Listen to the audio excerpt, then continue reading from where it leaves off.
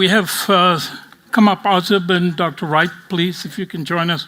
We have questions that I prepare, and we appreciate Dr. Wright, Dr. Aazib for Dr. Wright coming, and the conference, he's the most dynamic speaker I've ever heard, and our conference is usually at the last weekend of the month.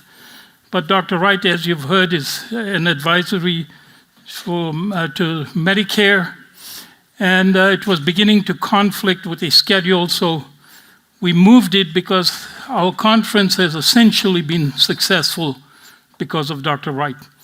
So, Rich, thank you so much for making this happen. He's been here every year except one, that's 15 years. And every year I prepare some questions and answers, and I thought, it takes up a lot of time, and maybe I'll just have topics that we can talk about. But to be honest with you, I was just lazy and didn't get the time. So we have up here, because I was told that some of you have questions that you want to ask but won't ask. So if you take your phone and you turn it onto the QR code, you'll be able to type in your questions, and only I will see the question on this laptop. And if anybody likes the question, you can also like it. And if I don't like the question, then I won't ask it. Now, a lot of it you've heard today, but this is very practical. This is your everyday practice. This is what you're going to use and apply every day. So some of it you've heard this morning, but we'll reiterate it in a very practical manner that you can apply to your patients. So let's start with coronary artery disease. And it was mentioned earlier this morning, but you'll see coronary calcification on chest x-rays. I had a patient that was referred, and a lot of this is what I see in my practice and try to apply it. And the patient came and said, I need an urgent heart cath because I've got significant coronary artery calcification noted on my chest x-ray. So how do we work up these patients, if any? Well, I'll start. I think Dr. Budoff gave a very good statement about it. So does that person who's asymptomatic need a coronary angiogram? No. Almost certainly the answer is no. Does the person need changes in perhaps lifestyle and medications? Absolutely, right? That's going to be the fundamental thing that's going to change. Now, what I tell my patients is if you've seen it, certainly if you see it on a chest x-ray, the person has severe calcification. There's no way you're going to be able to see minor flecks of calcium on a chest x-ray. So that person has significant atherosclerosis. But if their EKG is normal, they're feeling fine, they're normally active. What has changed, because in years past, we always would have said that person needs a stress test, and then if it's abnormal, they go to the cath lab, and then if that's abnormal, they get an intervention. But that just hasn't borne fruit very much in terms of can we make the patients do better over the next 5 or 10 years. Now, there are some exceptions, and maybe diabetics, you could argue, and as you said, maybe chronic renal failure patients, you could argue that. But the general mantra is more medicine, less use of cath lab. Now, with regards to the calcium, as Matt also said, you can have a lot of calcium, but I tell my patients, if you have a pipe, I can pour a lot of concrete on the outside of the pipe works fine. If you pour concrete on the inside of the pipe, not so good. But usually you can tell it because the water backs up. If your toilet isn't running, then there's a problem.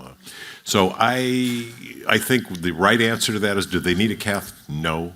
Do they need to get their LDL controlled? Absolutely. And as we talked about blood pressure and blood sugar and cigarettes and exercise, and more now it'll be GLP-1 receptor agonists for weight loss, since they also reduce cardiac events. So that's what I would answer that. I don't know if Dr. Khan has a different answer. No, I definitely would agree with that. I think, like you were saying in the past, it's hard for me to say as an interventional cardiologist, but these are not people that I would take to the lab. You work on the risk factor modifications, so work on getting their cholesterol controlled, their blood pressure controlled, the diabetes under control, and again, look for symptoms that would guide the rest of your treatment. But I think preventing that calcium from causing symptoms or leading to obstructive disease is the goal. And medications right now are kind of the standard. Yes. For such patients,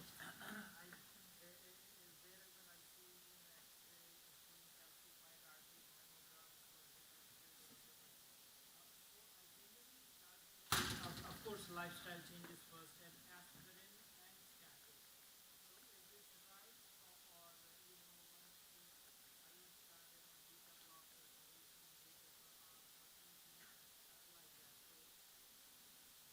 Yeah, no, you're absolutely right. So, as was stated earlier today, right, the fundamental things are going to be, if they have documented significant atherosclerosis, are going to be lower their lipids. Now, most of the attention has been on LDL, and as we've talked years past, I use LDL particle number. That's our goal. We want to emulate children. You want to get the value down to what kids are. There's been a lot of emphasis on measuring lipoprotein little a, which I think everybody should know. Now, LP little a doesn't change much, so the current recommendation is that everybody in that circumstance get an LP little a. It doesn't, as of today, affect our choice of medicines, but it almost certainly will 2 years from now, because by then, the LP little a RNA interference trials will have produced evidence that most people think will be positive. We don't know because the trials are still underway. But you can lower the LP little a, which is genetically determined, and it doesn't have anything to do with diet or weight or anything, and you can lower it 90% by giving injectable RNA therapies. So is that going to be coming? Probably. So for that reason, I measure it, and it also, some of this, what you heard from Dr. Kopecky about, a 42-year-old comes in with an MI and all their numbers look pretty good. What's wrong? That's the kind of person who might have a little LP little a that's, in the 99th percentile. Right now, we would intensify our therapies, more aggressive lipid lowering of LDL lowering in that person. But soon we suspect there will be specific treatments for LP little a. So I would encourage you, if you have somebody with significant atherosclerosis, to measure not just their LDL, but also their lipoprotein little a. How do you follow them up? What is the recommendation follow-up? Yeah, so as Dr. Khan said a moment ago, what we're doing is we're shooting for goals of, as I say, numbers, right? So if you came to me and your average blood pressure is 120 and your LDL particle number is 600 and your hemoglobin A1C is 5.5 and your belly circumference is under 38 inches and you're feeling fine, I wouldn't do any other tests. I mean, I would get an EKG, but now if it's different and you say I'm starting to have exertional symptoms, or you had a change in your EKG or echocardiography, or you develop heart failure, totally different story, right? So right now it's numbers and symptom driven. We don't, at least at Pacific Heart Institute where I am, we don't do stress testing repeatedly on people just because, as I said, it just hasn't borne fruit in terms of helping us make decisions. And, that's been somewhat to the detriment of my interventional colleagues but they don't want to do stuff that's not going to help people. I mean, the oculostenotic reflex of going after a 70% circumflex marginal stenosis, it just doesn't help people. So we're really focusing more on numbers, if you will. And to add to that, I don't know if there's any, like Dr. Budoff was saying, there's not really recommendations to repeat those tests in terms of finding it on a chest x-ray or a non-gated, calcium scoring chest scan.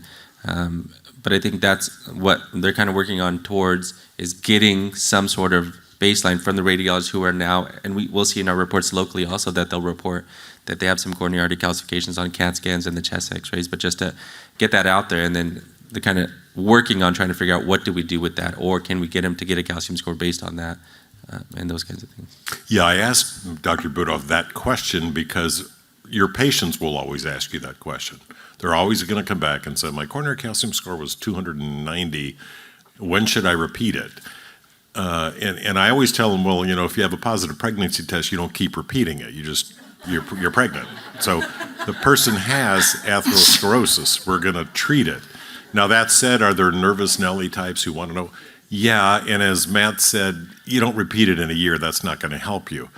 Then the question is, let's say 5 years later you do repeat it, and the accretion rate, and he alluded to this, but the calcium doesn't go away. So your calcium score doesn't go down. If it goes down, there was probably a mistake in where they identified where the arteries are. So the accretion rate, the average is like 20%, but there are people who accrete at 40%. So their score goes from 100 to 140 to 200 to 400. And in those people, his own data, and he kind of mentioned this in passing, shows that those people have more aggressive courses clinically. So that could be, therefore, an indication for you and I to be more aggressive, right? And maybe their LDL is terrific, it's in the best 10% of people, but maybe you want it to be in the best 1% of people for those people. So when we do repeat it, if there's been active, more than we would expect accumulation of calcium, then I would tighten the screws, and that would be somebody who might be on rosuvastatin plus ezetimibe plus a PCSK9 inhibitor or whatever.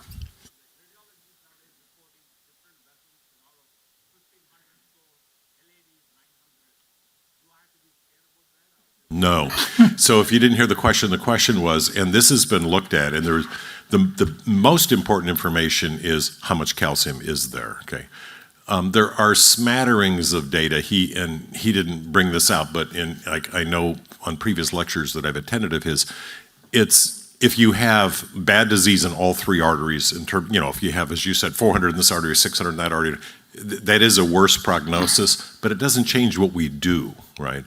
And even when they looked at left main calcification, where you might argue, gee, that's particularly, it didn't really bear fruit as a marker that somehow those people should be treated differently, et cetera. So they're looking at the crude score of just what's the total Agatston score, and then maybe as a secondary, like we just said, what's the accretion rate over the ensuing years? Go ahead. Somebody who has that lipoprotein little a elevated, would you recommend small interfering RNA? So the question is, what do we do about Lp(a)? So right now you cannot, unless somebody's in a clinical research trial. So there are 3 small interfering RNA drugs that are being used for Lp(a). To get into those trials, and for those of you who measure Lp(a), it's genetically determined. It is more common in certain ethnic populations in the world, so that drives some of the differences in terms of populations. Why is the incidence in India and Indonesia different than it might be in Japan? And some of that's driven by Lp(a). So there are at least 3 different drugs that I know of, and those drugs all work terrifically in terms of lowering Lp(a). What we don't know is whether that leads to fewer events. That's what the trials are underway. The trials are fully enrolled. They're in the follow-up phase. There are tens of thousands of people in these clinical trials. And I will point out one other thing. Lp(a) is associated with aortic stenosis. So there are ongoing trials to try to prevent the progression of aortic stenosis by lowering Lp(a), because if you do a surgical aortic valve replacement, you take the valve out, there's lipoprotein (a) in the aortic valve. And there's an association, the higher your Lp(a), the worse your aortic stenosis is. So it's conceivable we'll have a medical therapy to prevent aortic stenosis in people in the coming years. That trial's also underway. But right now you can prescribe it. There is no drug that you could prescribe. So the therapy that we do is, so if you came to me and your Lp(a), and we use nanomoles per liter, any Lp(a) you order should not be milligrams, because it's an oddball structure. It's better the concentration, like LDL particle number, so it'll be in nanomoles per liter. Most of the people in this room are probably under 30 nanomoles per liter. It's linearly related. The higher it is, the worse off you will do. But to get into the clinical trials, at least the ones that we participated in, you have to have an LDL particle number of over 200 nanomoles per liter. And many of you may think that's a really high bar and maybe you don't see it, but I'll guarantee you, at least in a cardiology office, because everybody that comes to our office gets an Lp(a). And it turns out that for people with coronary disease, at least in LA, 15% of them have a very high elevated Lp(a). And at that level, you're multifold more likely to have an infarct. So that's the people that enrolled in the clinical trials. We won't have as solid data, to be honest, about people that are in the middle ranges. But stay tuned. Hopefully we'll get the data. Is it higher, Rich, in adolescence, or is it more easily detectable than LDL? No, one of the problems, it wasn't easy to measure. Lp(a) has been known about for a long time, but it has this oddball Kringle structure, as they call it, where there are repeated sections over and over and over that make the weight of it different. in different people, but it's the concentration of the particles, how many you have, not how many of these crinkles, which is why milligrams per deciliter really is not, these days, shouldn't be measured. So if they had that old one, I would remeasure it, because all reputable labs, if you order at LabCorp, just as an example, at LP(a), what you get is concentration nanomoles per liter. And it's recommended that everybody have one measurement, because it doesn't change much over your lifetime.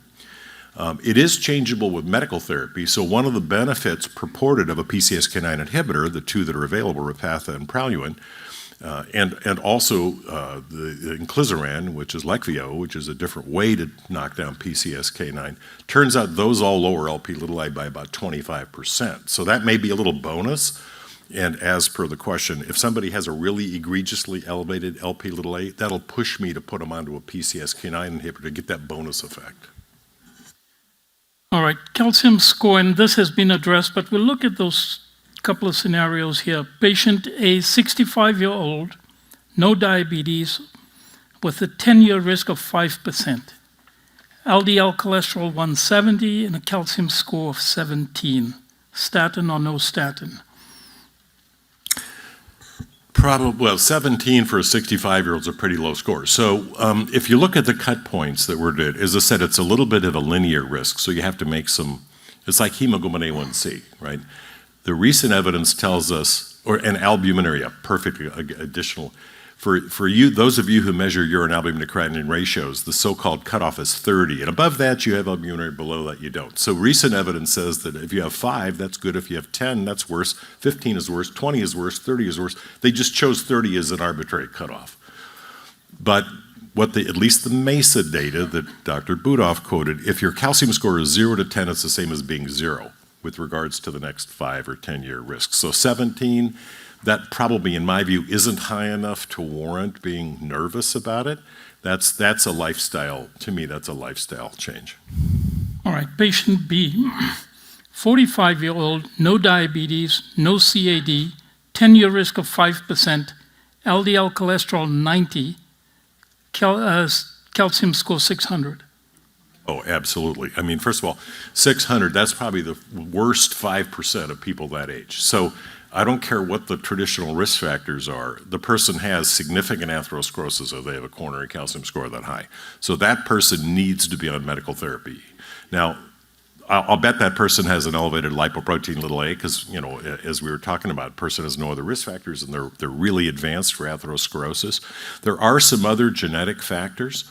So there are people who calcify tissues more than others, and there are people who, for whatever reason, are blessed. And it turns out that there are proteins in which calcium is laid down and bone genes are turned on, and those other proteins are out there. We don't have any way to do it, but it's what the family history really tells us.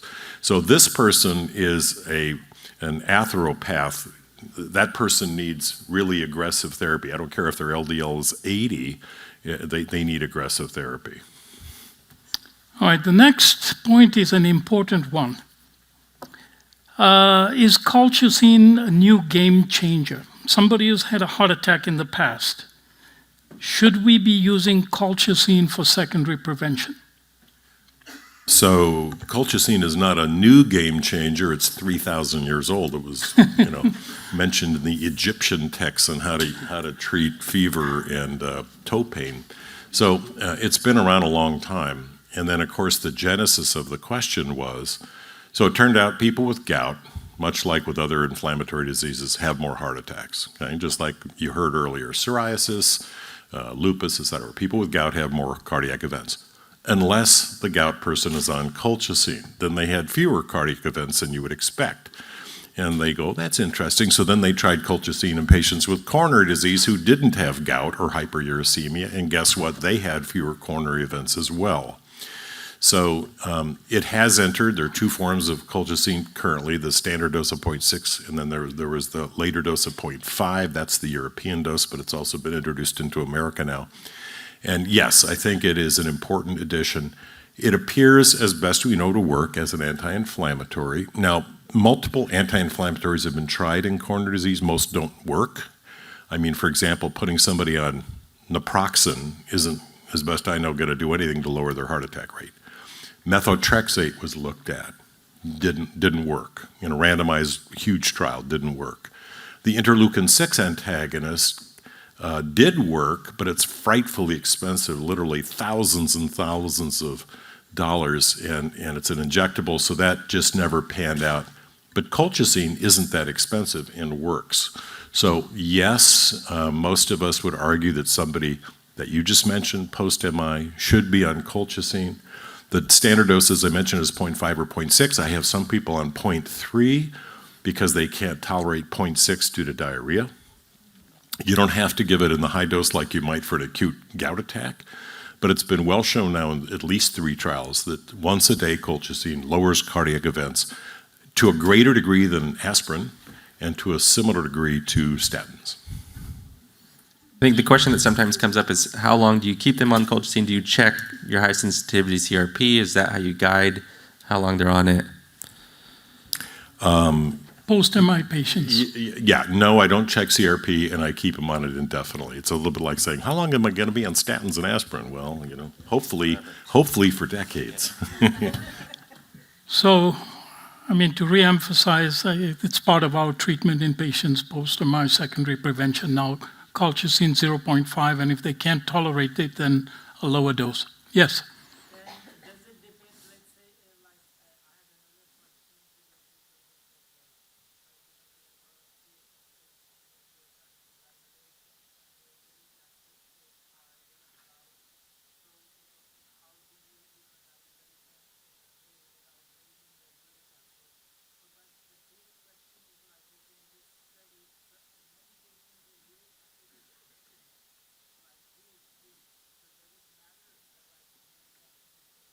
Yeah, it's a complicated issue. So if you just look at a univariate analysis of large populations, the baseline uric acid level does offer some information about whether somebody's going to have an eventual cardiac event.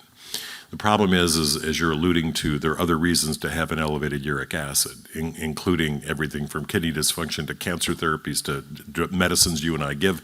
So you have to kind of sort through all that. If you do that, it still appears that uric acid is a predictor, but it doesn't appear that the way that colchicine works has anything to do with uric acid or gout, right? It's a microtubular antagonist. It prevents assembly of microtubules, which is one of the ways that the inflammatory intrinsic inflammasome is manifest. So that's, as best I know, the only thing that it does. Now, should we chase hyperuricemia?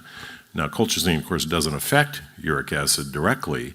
That has not borne fruit, and that has been looked at. For example, there were trials of allopurinol, clearly successful at lowering uric acid, did not affect MI at all. So if you want to treat your hyperuricemia to prevent uric acid stones and gout attacks, that's fine.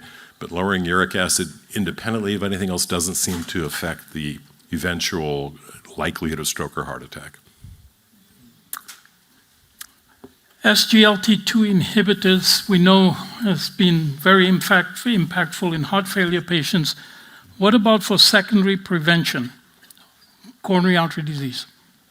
Well, certainly in diabetics, right? So the whole genesis of this was, so you had 12 years ago, they came out with this class of drugs just to lower blood sugar. And I kind of mentioned in my talk, you have 12 different drug classes to lower blood sugar. All of them lower blood sugar.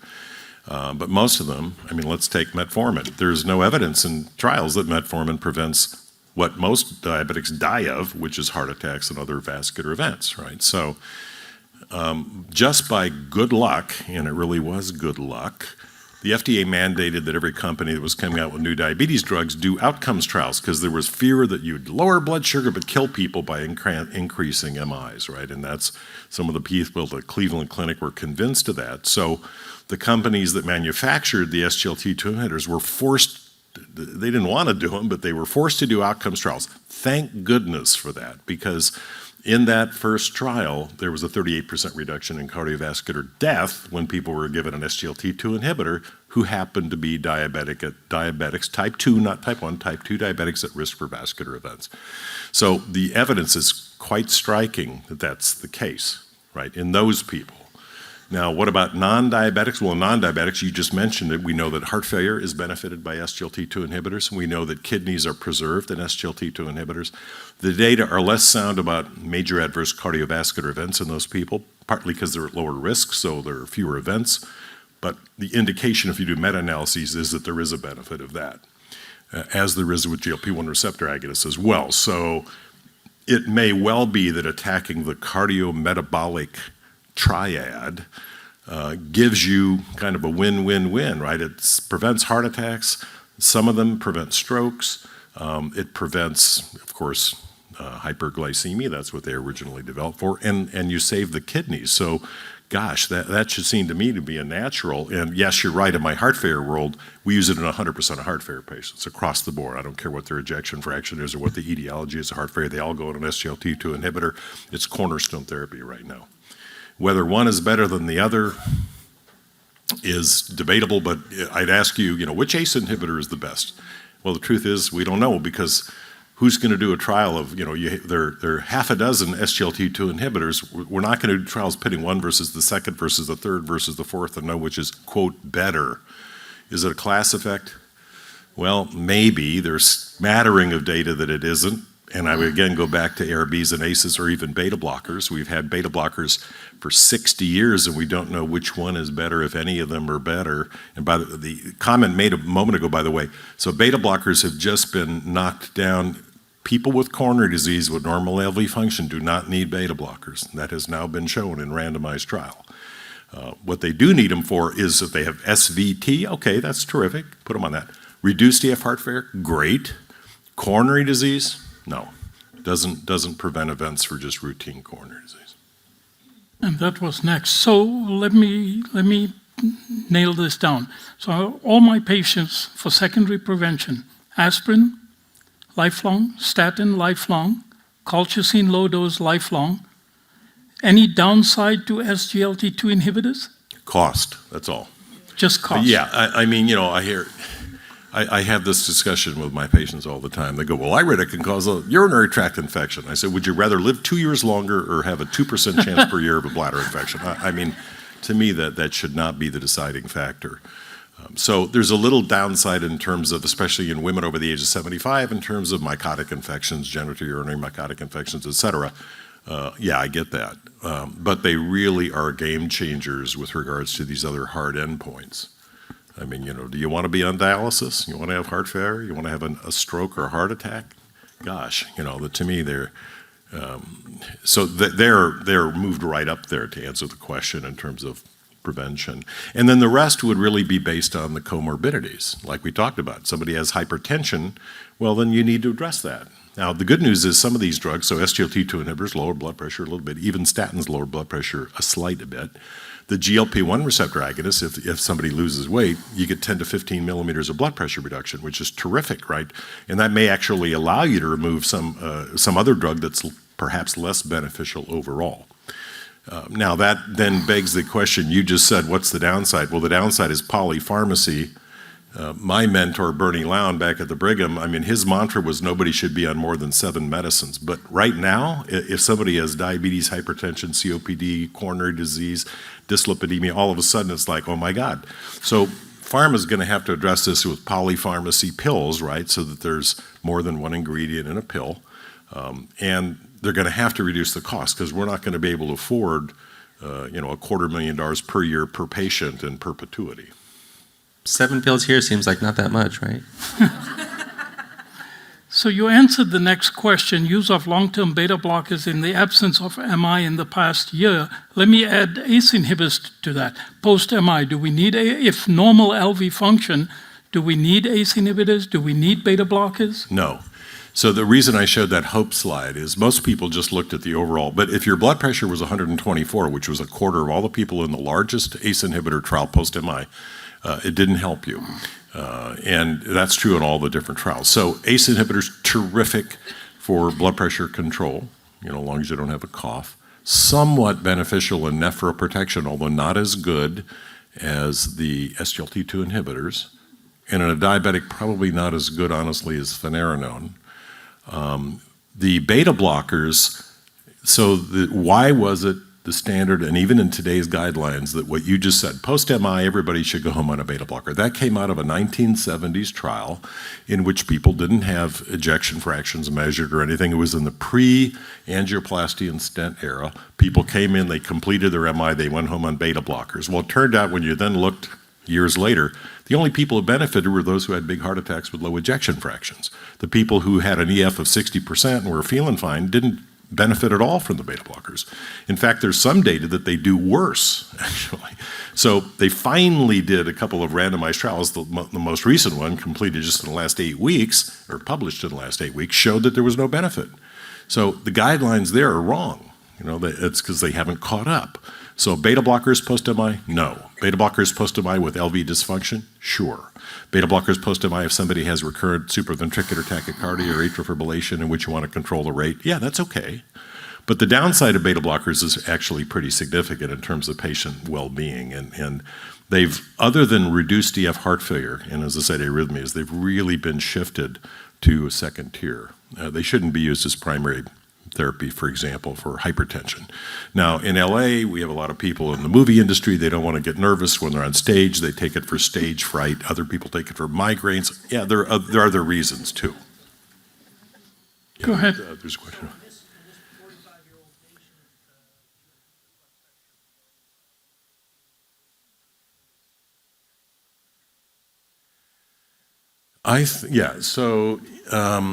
It's pretty hard for me to dispute that amlodipine. So if you look at the most commonly used antihypertensive drugs in the world, you and I, all of us, I was going to say we used to vote with our prescription pads. Now we vote with our computer mice.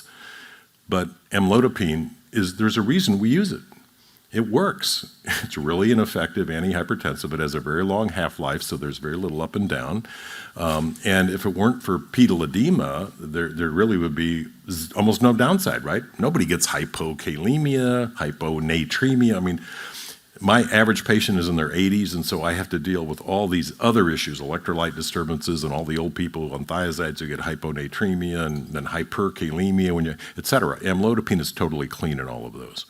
So that honestly would be my first choice, either that or an ARB, one of those two. Now, if somebody has a blood pressure of greater than 140, I usually, and you guys can tell me what you think, I usually will prescribe them the generic or the X-Forge, which is the combination of amlodipine and an ACE inhibitor.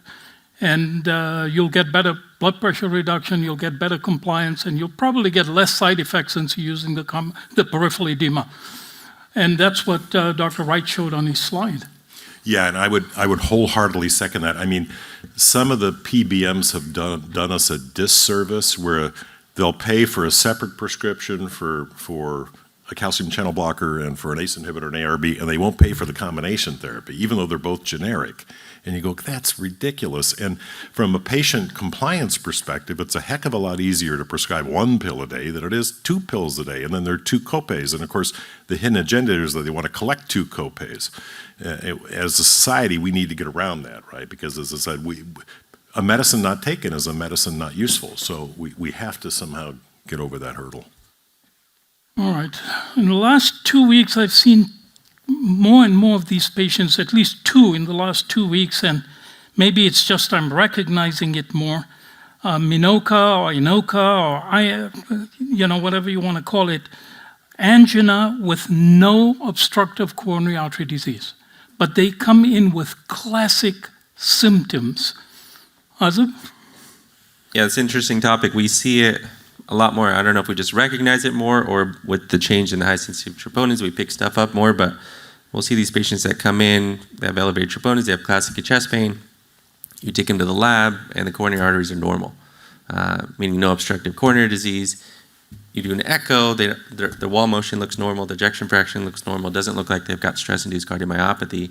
And so you say, okay, what caused the troponins? What caused them to have the chest pain? You're not worried about PE, you're not worried about other things that happen.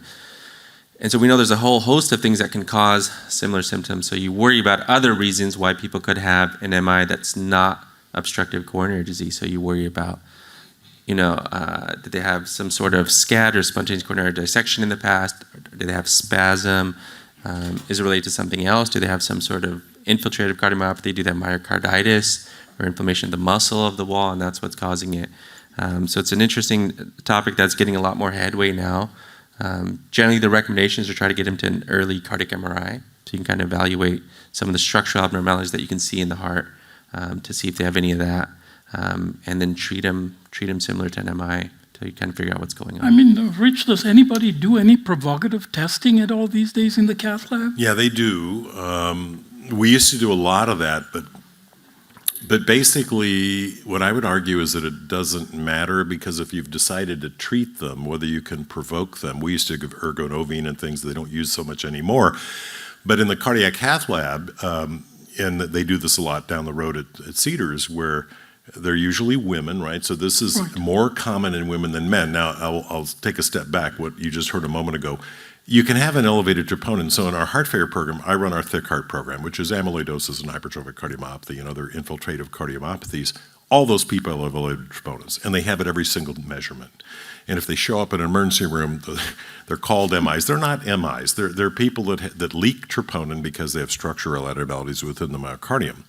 And that's an important thing to rule out in these people. You just heard that, because the treatment for cardiac amyloidosis or hypertrophic cardiomyopathy is totally different than the treatment for ischemia related to microvascular disease or non-obstructive, or he used a term a moment ago where you have spontaneous coronary artery dissection. So a young woman who comes in with a story suspicious for a heart attack, who has an elevated troponin, if that person has what looks like normal coronary arteries, turns out many of them actually have a coronary dissection. You just don't see it on a luminogram. But if these guys put a little catheter down and look at ultrasound, for example, or other imaging of the coronary arteries, it turns out in a young woman, a significant number of them have a spontaneous dissection of the coronary artery. So that's one cause that is best left alone. But many of them have what we would call microvascular dysfunction. So if you just think of it, we can't see, once the vessels get smaller and smaller, at some point we don't see them on angiography.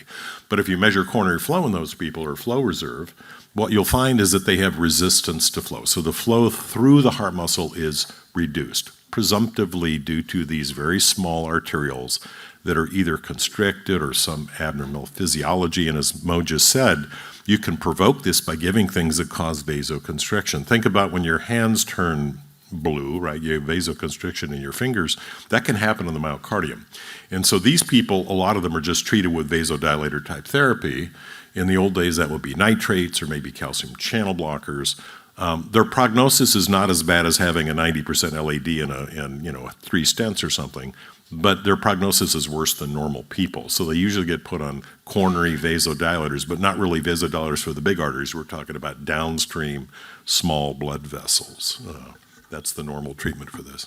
And these poor women, they have real chest pain and go from physician to physician and seem nobody can help them. Yeah, and you can pick this up. So this is, if you do sophisticated nuclear stress tests, right, in the old days, thallium or whatever, regadenoson, whatever nuclear stress test, you'll actually see poor blood flow in these people. Then they get sent to the cath lab and they have wide open arteries. And we used to call those false positive stress tests. Well, they're not false positive stress tests. You can have ST depression on a stress test of wide open coronary arteries because you have small vessels that are diseased. So in a sense, though, the angina and the abnormal stress test is telling you that there's a problem. It's just not the conductance arteries that we see on an angiogram. So it's not that it's in their head, it's actually in their heart, but they need treatments, and you heard it, we treat them the same way we treat coronary disease. I'm not sure aspirin would help these people, for example, but vasodilating drugs, yeah, that's the thing to do.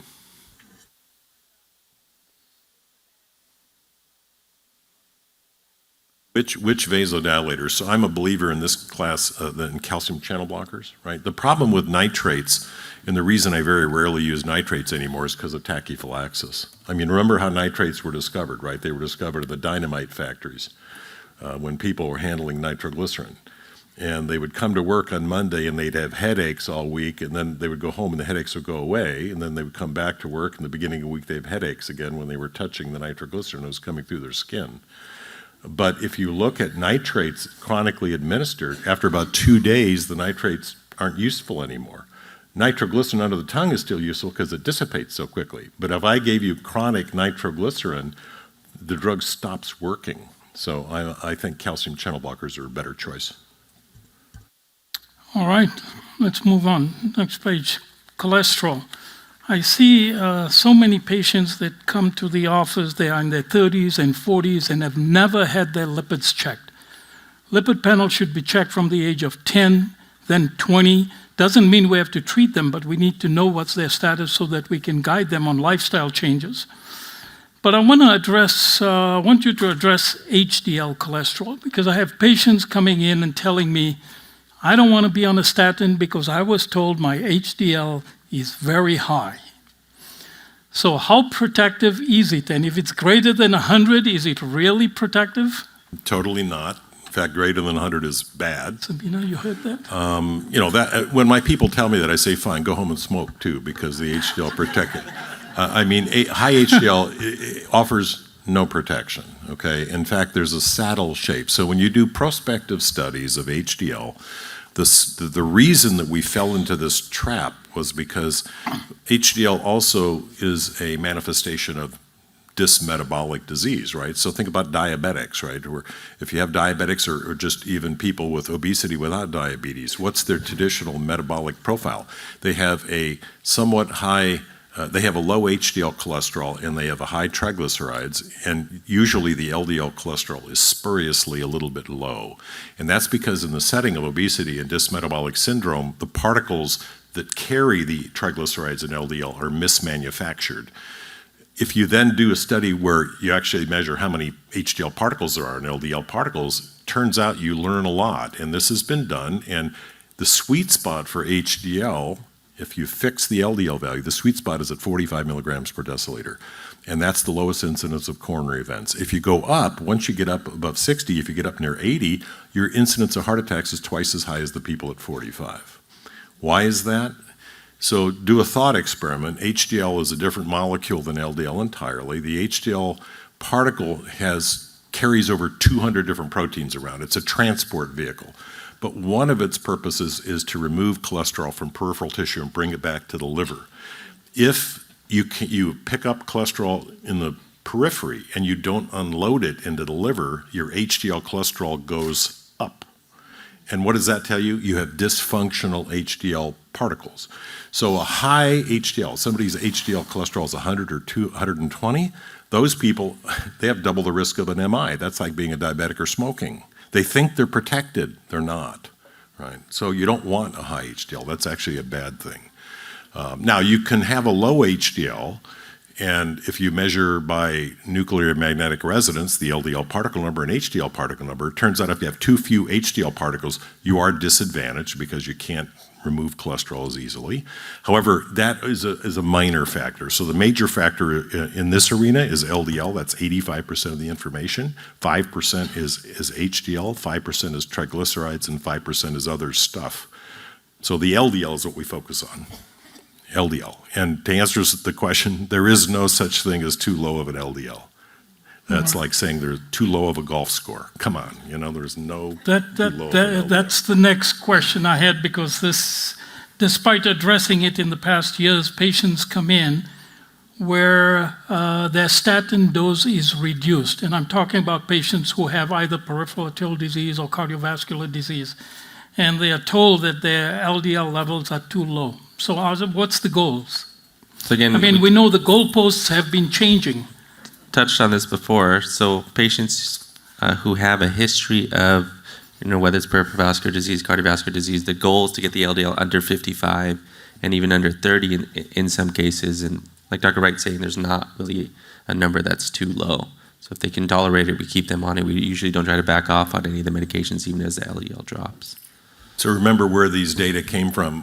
The goal of 70 was just chosen by vote, and that's because 70 could be achieved with the statins that were available in that era. If you made the goal 30, every single person in this room would have flunked as a practitioner because you couldn't get it down to 30.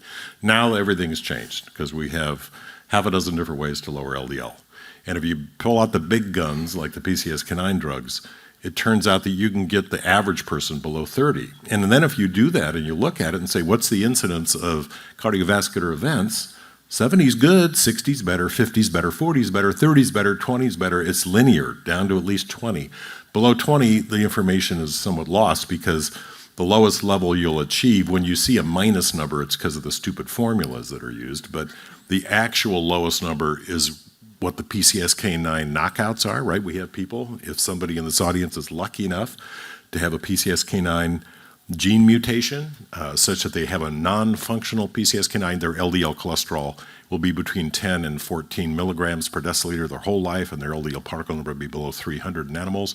Those people have an 88% reduction in heart attacks for their lifetime. So there isn't a lower number. Now, should you reduce statins?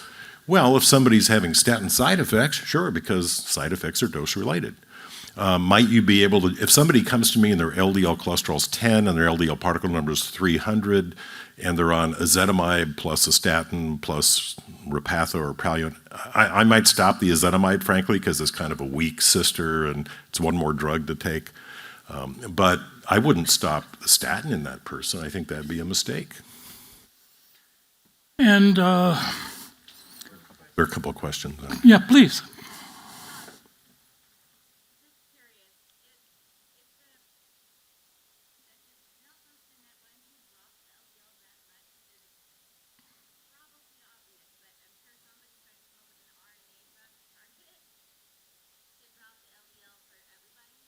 Yeah, there are a couple. So there is an RNA drug, right? Inclisiran or Leqvio is an RNA interfering drug which alters the production of PCSK9 in the liver. It, knocks out the messenger RNA, and the average reduction is about 50% for people that you give that, and it lasts for 6 months. Right? There have even been people that have attempted to develop antibodies against the PCSK9. There are people that have tried to vaccinate so that you reject your own PCSK9, and there are all sorts of issues about immune complex disease and all that kind of stuff. But right now in the RNA world, you can do it. In the antibody world, you can do it. That's what the PCSK9 inhibitors are. They're monoclonal antibodies that lower PCSK9. So either way, dealer's choice, knock it out in the liver or knock it out in the bloodstream, they both work. Yes.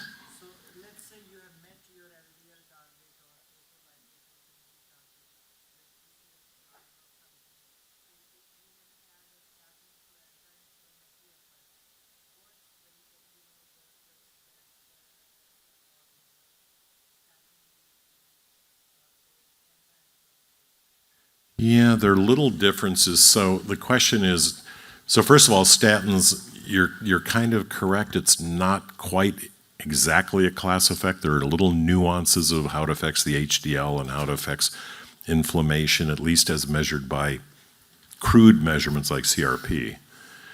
I think our barometer should be, though, the main effect of the drug, which is the LDL. When you attack the liver, so remember, every single drug you use to lower the LDL works through the liver. And all you're trying to do is to fool the liver into altering its software. This is what I tell patients, right? You got hardware and software, and the software is the RNA and the DNA. You're fooling the liver so that it upregulates the LDL receptor, so you suck the LDL particles out of the bloodstream. 100% of the drugs work that way. Even the omega-3 fatty acids and things work through that mechanism. So turns out, because the liver tries to offset when you nudge it one way, it's going to try to offset. If you attack with more than one angle, it works better. So PCSK9 inhibitors, terrific. Statins, terrific. Combination, better still, because you'll get around some of the liver's mechanisms to try to counteract what you're doing. So very commonly in somebody, particularly with more advanced disease or somebody with an elevated lipoprotein A, we're going to use combination therapy right out of the gate. And we're going to use that, as somebody said, if the cholesterol is very high and you know you're not going to get to goal, then most of those people are going to end up on combination therapy. It might be a statin plus ezetimibe. As cardiologists, lots of times it's a statin plus a PCSK9 inhibitor. If you look at what's the most popular statin in cardiology offices, it's rosuvastatin. And rosuvastatin is a designer molecule, right? Most of the statins come from the natural yeast products and they're modified. atorvastatin, for example, is, but rosuvastatin is totally manufactured, and the chemists came up with a modification of the molecule so that it gloms onto the HMG-CoA reductase enzyme and sticks there, which is why it's more effective than atorvastatin. And you'll be surprised, I can't tell you how many people I have where they're pretty good on atorvastatin, I switch them to rosuvastatin, and their cholesterol falls dramatically more, and you go, gosh, they're both statins, but people are a little bit different. Now, the one caveat of rosuvastatin, it does have slight differences in HDL and in inflammation, as you mentioned. I'm not sure that those are that important, but there is a signal that if you use too high of a dose, 40 milligrams, for example, that in some individuals the creatinine will rise a little bit, and so if somebody has kidney dysfunction, we tend to want to lower the dose of rosuvastatin. So I'm curious, Rich, in your practice, because I see this is a practical point, where patients come in and they're having their lipids checked routinely every 3 months. Unless you own the lab, there is no reason to want to. Yeah. Now, obviously, when you're, first I want to prove that the drug is working, right? So am I going to do a follow-up when somebody is newly initiated? Yes. It turns out for the PCSK9 inhibitors, for the antibody therapy, like Repatha or Praluent, the peak effect is achieved by day 4. So if you give one shot of those, a week later you can measure what the LDL particle number, or LDL cholesterol, whatever, or ApoB, whatever you're using, and it'll be there. Okay, so you don't have to wait a month or 2 months or 3 months. If it's not good enough, you're going to add a second agent. Now, some of the agents take longer, right? So inclisiran, because it works through messenger RNA, the lag time is weeks. For statins, it's about 2 weeks. So for those drugs, I would wait more, like a month. But once you get to a certain level, every study has shown that the value remains the same. So there's no reason to continue to repeat it. The only reason is honestly to prove, when I was going through EPIC a little bit ago, there's a person of mine who was LDL particle number 1 from 500 to 1800. Well, I know that means they're not taking their medicine, So it's a compliance. Get on the phone and call them and say, listen, Mrs. Jones, your cholesterol is back to baseline. Oh yeah, I forgot, or I didn't renew it or whatever. So I do check it. We tend to check it annually, not so much because I think it's necessary, honestly, but it's kind of human psychology. It tells the patient the drug is still working, and it tells me that they're actually taking their medicine. All right, another practical point, Aazib, fasting or non-fasting? So generally nowadays, I usually don't ask the patients to even do a fasting lipid panel, unless I see elevated triglycerides in the panel. Then I may have them repeat it as a fasting panel. But generally, I tell them that it doesn't have to be a fasting panel anymore. Yeah. In fact, you learn more non-fasting. Again, look at history. Why did we tell people to fast? It's because prior to 1972, when the Friedewald equation was developed, all they had was a total cholesterol value, and then in 72, the formula that everybody still uses for their LDL calculated cholesterol value, and that was impacted by triglycerides. So they had this artifice that don't eat so that there are no circulating triglycerides so that we can measure your cholesterol because our technology is so poor. Well, that's not true anymore. And it just frosts me. I send people to the lab for a random, and the technologist at the lab will say, well, you're not fasting. I'm not going to check your cholesterol. And it's like, pull your hair out. Mm-hmm. You learn more. Just like if you want to show that somebody's diabetic, you actually learn more after they've eaten than on a fasting specimen. So there is no reason to fast anymore. Myositis. Do you check CK levels prior to initiating statin therapy? Unless there's some reason, if somebody comes in and they're already aching muscles, but no, I do not routinely check it, nor do we routinely check it after statins. Triglycerides. Is it an independent risk factor? And how do you, I don't know what's happening. In the past 2 weeks, everything's happening to me. I saw 2 patients in the past 2 weeks, both with triglycerides of greater than 2,000. One from India who's a vegetarian but eats a lot of fried food, and the other patient was a heavy alcoholic. Well, the latter one is easier to explain, but so if you have a triglyceride that high, usually you have a genetic propensity, and so most of the triglycerides that are carried around are in chylomicrons, and so people that have, the highest triglyceride I saw was 24,000, And that person, the serum looked like milk, right? And that's because chylomicrons were just tons of chylomicrons transporting food from the gut to the liver, and it couldn't unload anything, so they just kept circulating around. Those are genetic mutants, right? They just have a problem in the enzymes there. You can drive the triglycerides up to 800 or maybe 1,000 if you have diabetes out of control or alcohol, or if you're a goose farmer and you're force feeding, grain to your geese so that you can make foie gras, you can get the triglycerides up that high. That's how they get that. But if it's something as high as those people, they actually, what we would do in those people is genotype them to find out what the genetic mutation is, and there's specific treatments that you can go on. Obviously, what you just alluded to, which is get off triglycerides and cut down on carbohydrates, lose weight, and then pharmacologically, this is the role of the omega-3 fatty acids, right, which are very good. The glitazones, the drugs we used to, the fibrates, the fibric acid, no longer are recommended because the outcomes trials show no benefit. You make a blood test better, you have no effect on outcomes. So fenofibrate and the other fibrates, we don't recommend anymore.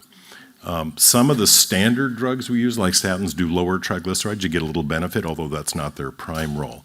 But this is where, like, the GLP-1 receptor agonists will have a big role, because once you get somebody's weight down 25% and they're avoiding alcohol, a lot of times the triglycerides go down. Now, to answer the question, are they an independent risk factor? Yes, but it's an incremental risk. And it's really hard to separate, because most of the people that have high triglycerides are diabetic fat people, and guess what? Diabetic fat people have higher incidence of coronary disease, so how do you separate that out? If you do every machination you can, I mentioned the number earlier, triglycerides add some, but it's 5 or 10% additional risk. So the focus should be on a 2,000 triglyceride preventing pancreatitis. That would be appropriate. But you really should focus for cardiac risk on the LDL. That's the main target. So I advise both of those patients that if they ever develop significant abdominal discomfort, they need to go to the ER for pancreatitis. Yeah. Yes, please.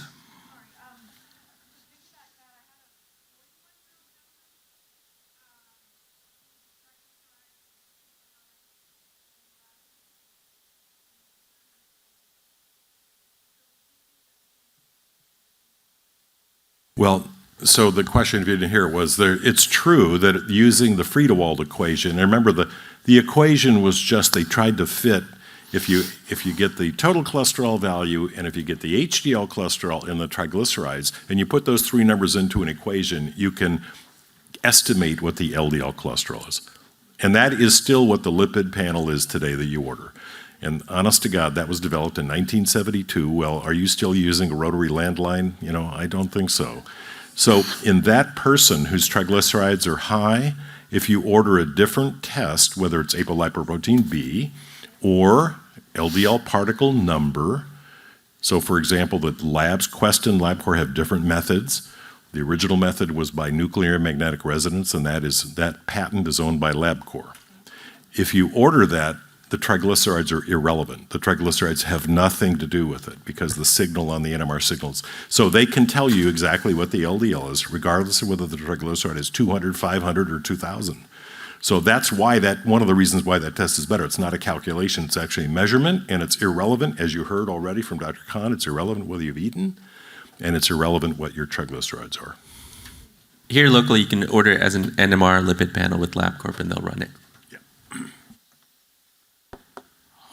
Patients on statin therapy, would you do a high sensitivity CRP to assess whether you need to be more aggressive? Is inflammation additive to that, or? Yeah, you heard earlier in the speakers that the CRP does. I'm not a big believer in CRP. I think they're better tests. So if all you measured, nothing else was measured, the CRP does carry some information. But if you pull out your tape measure and measure the belly circumference, that gives you half of the information contained in the CRP is actually related to belly weight. So I don't measure CRP. I think it's a waste of money, honestly. Partly because we're already, you heard already, we want to get everybody down to 55 milligrams per deciliter or under 600 nanomoles per liter if you're doing LDL particle number. So whether their CRP is 3 or 2 or 1 or 5 makes no difference to me. I'm going to be aggressive anyway in these people. So I don't see what the addition of CRP helps. Yeah, and you heard earlier from some of the speakers that once you know things like coronary calcium and other things, the CRP just, even Kopecky's, the CRP just doesn't really add anything. What about homocysteine levels? Kind of like my comment earlier of uric acid. If everybody in this room I measured homocysteine, then it would indeed tell us a little bit about your risk of cardiac disease. But why is that? It's partly because homocysteine measures other metabolic pathways, and it also partially measures renal function. And we know that dysmetabolic issues and renal function are predictors. So the homocysteine is, on a univariate analysis, a predictor. However, the studies to lower homocysteine, and there were at least 2 of them that were done. How do you do that? You give B vitamin supplementation. And in those, they lowered the homocysteine by 30%. These were like from 14 down to 10 or something, and it showed no benefit at all. So it's a risk marker, but it doesn't appear that that it influences your choice of therapy. So again, I think it's one of those wastes of money tests.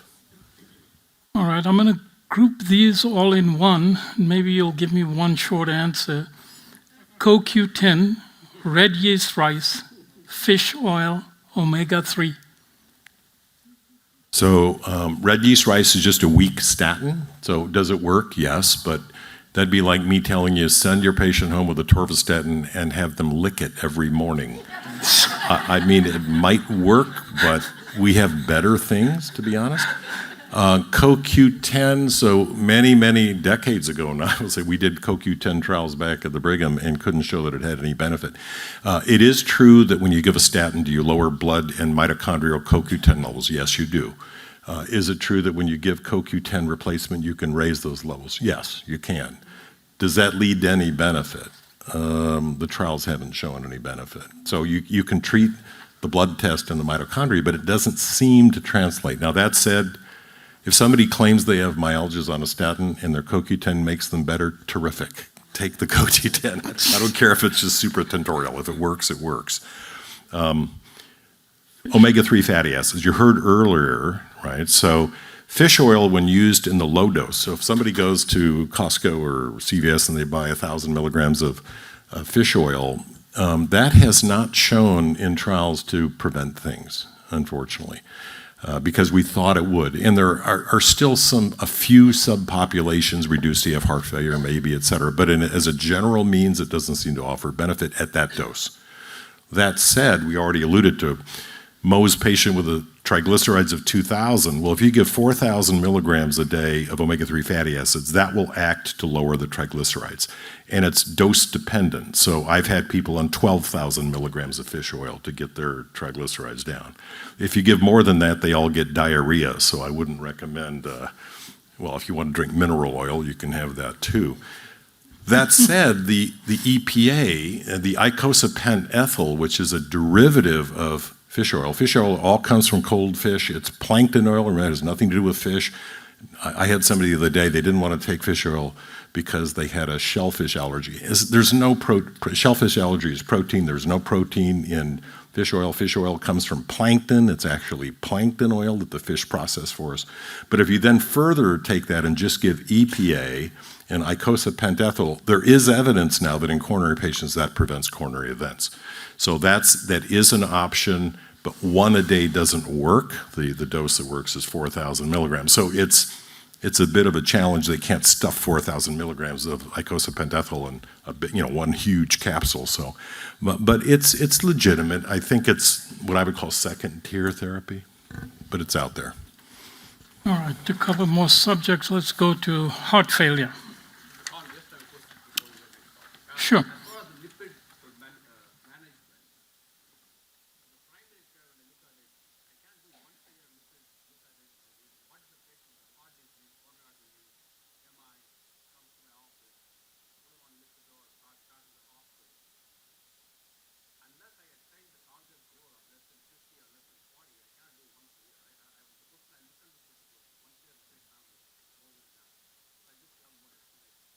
You mean of how often to measure LDL? So once they're at goal, if you started whatever therapy, let's say you put them on 80 of atorvastatin, and the person's LDL cholesterol miraculously fell to 42 milligrams per deciliter or whatever, then I would say terrific. Would I recheck it? No, because they're already at goal, and it won't lose. Unlike some medicines you and I give, statins do not have tachyphylaxis. They don't lose their benefits so long as somebody continues to take the medicine. So therefore, I would check it on a yearly basis. Now, again, if you're suspicious that the person's not taking their meds, then please go ahead and measure it. Yeah. Yeah, so if you're upping the dose, then I would check it again. If you're adding ezetimibe or PCSK9 inhibitor or whatever, yes, recheck it. But once it's like blood pressure. Once you've achieved the goal, you don't need to continue to remeasure blood pressure, over and over and over. Okay. Heart failure with preserved ejection fraction. If a patient comes in, no clear physical findings to suggest heart failure, complaining of shortness of breath, how do you make the diagnosis?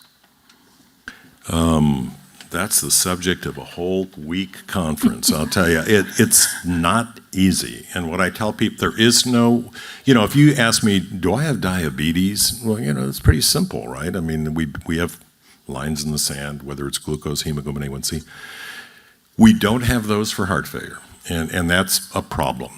So we rely on what I would call a triad of things. So one is symptoms. You just mentioned one of them, right? Somebody comes in, they say, I get breathless when I exert myself. Physical findings. If they have neck vein distension, that's actually the most sensitive at the bedside.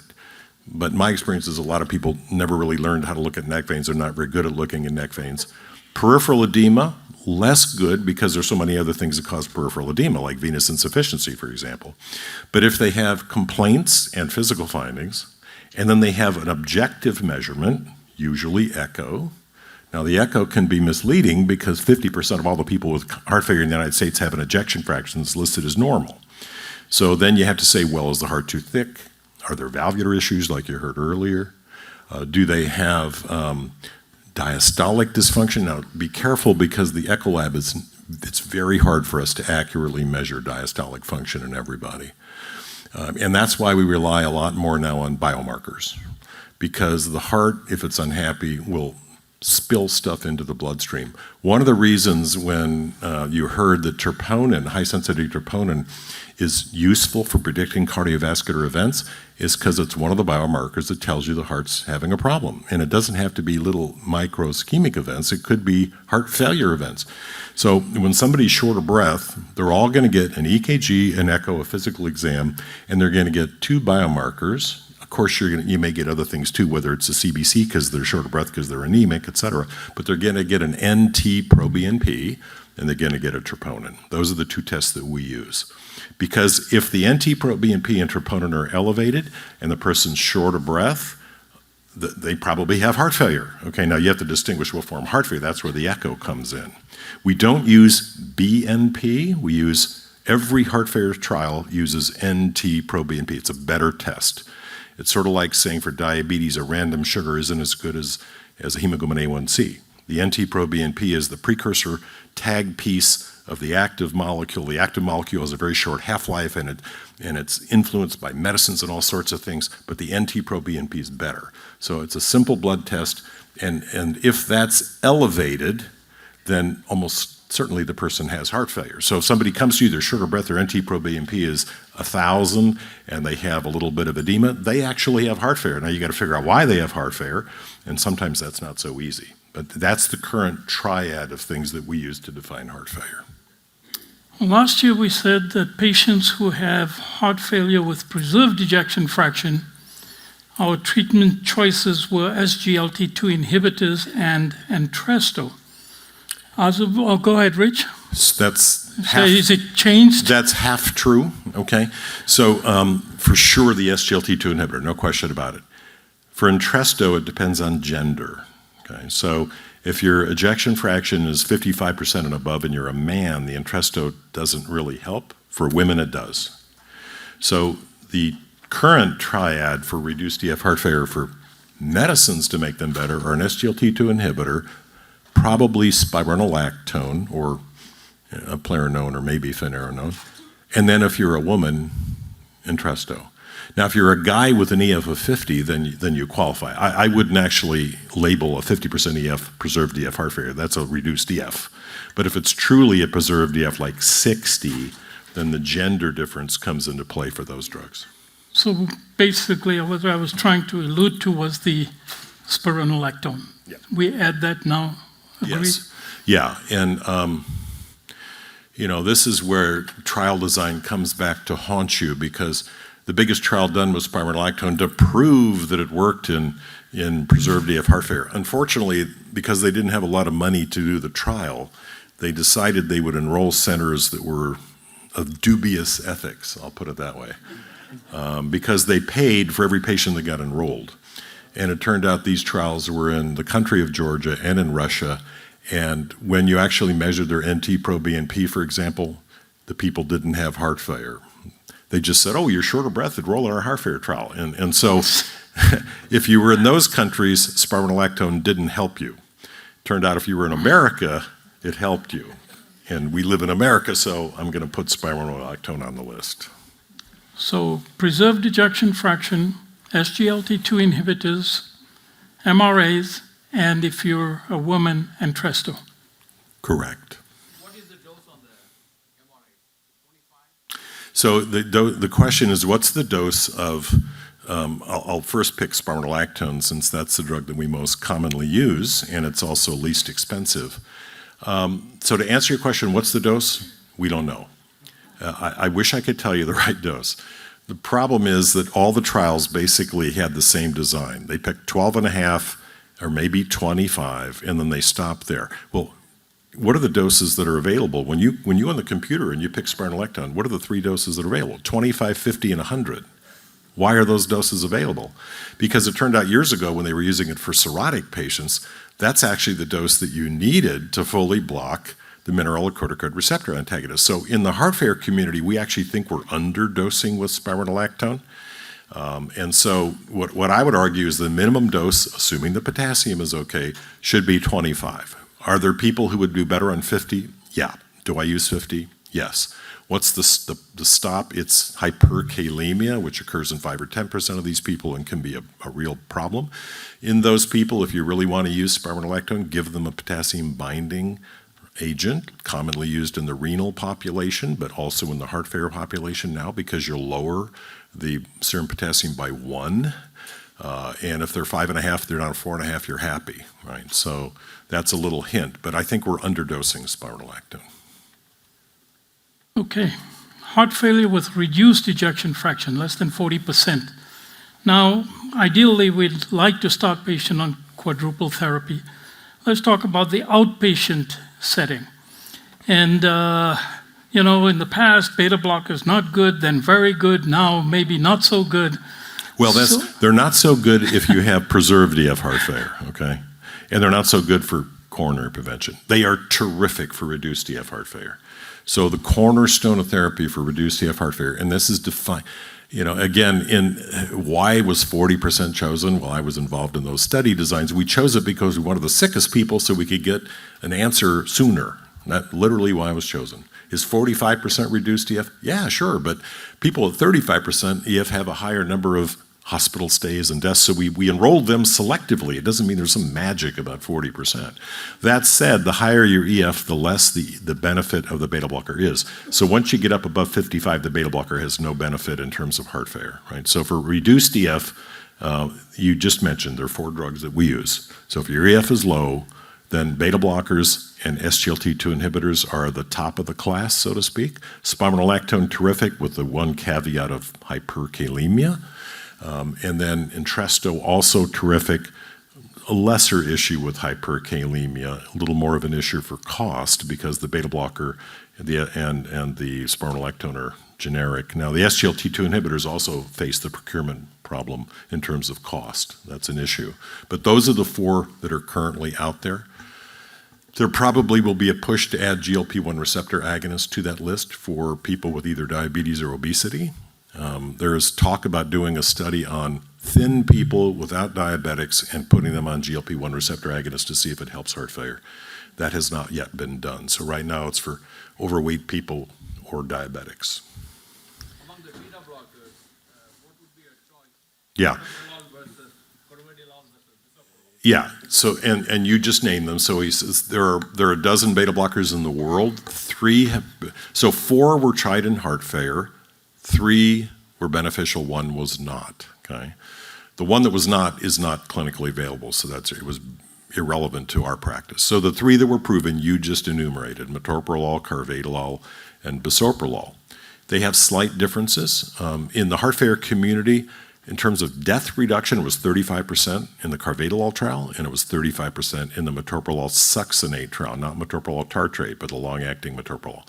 So, and there are little nuances. For example, if somebody's diabetic, they're a little better on carvedilol because it doesn't raise the sugar as much as metoprolol, but the most commonly used, because it's once a day, is metoprolol succinate. The goal here is to get the heart rate at rest below 70. And I don't care if you do that with metoprolol or bisoprolol or carvedilol, it's your choice. NT-proBNP, do you use it to follow patients up in heart failure? Yeah, so for sure, they all get a baseline measurement. And for sure, once I have them on therapy, I measure it. Then the question is, what do you do? So do we periodically measure it? We actually do. There is evidence in some forms of heart failure that serial measurements are useful. Just like we talked about coronary calcium, if you see the calcium scoring go up, then you think, well, gee, maybe I need to do plan B.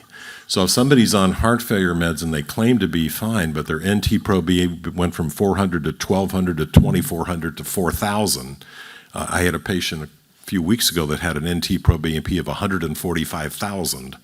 Well, I better do something else because I'm not winning the battle. So we routinely check it once a year.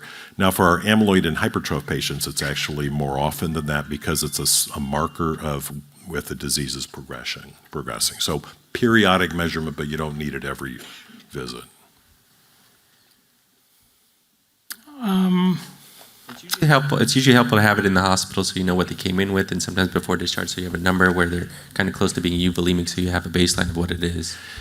Yeah, that's true. So there is some evidence that when somebody comes in with decompensated heart failure, they present to the emergency room, they're hypoxic, they're in partial pulmonary edema, they're on oxygen, they get Lasix, et cetera, that if you check their NT-proBNP then, and then when they're ready to go home, you check it again, if the NT-proBNP hasn't gone down, they probably need more aggressive therapy before they go home because they will have a readmission rate that's higher. On the other hand, if it's come down dramatically, then you've probably met your goal and then they can safely go home. So that's another place, but in the outpatient arena, you don't need to slavishly continue to recheck it. There's a question there. What might be some possible causes for a false positive? Yeah, the problem with some of the, so for example, any of the natriuretic peptides will be hard to interpret if somebody's acutely ill with other things, like sepsis or something like that. It's less good in the ICU when people are critically ill with a whole bunch. It's really useful in the outpatient arena is what I would say.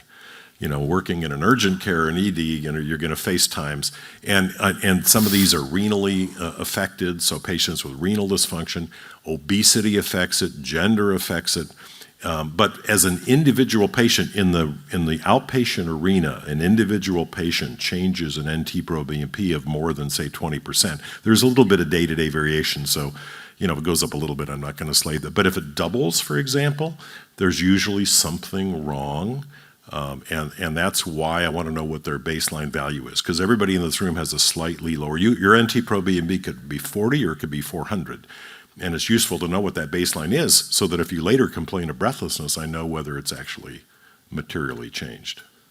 So would you recommend getting that blood level in basically people with a higher cardiac risk score if they don't have?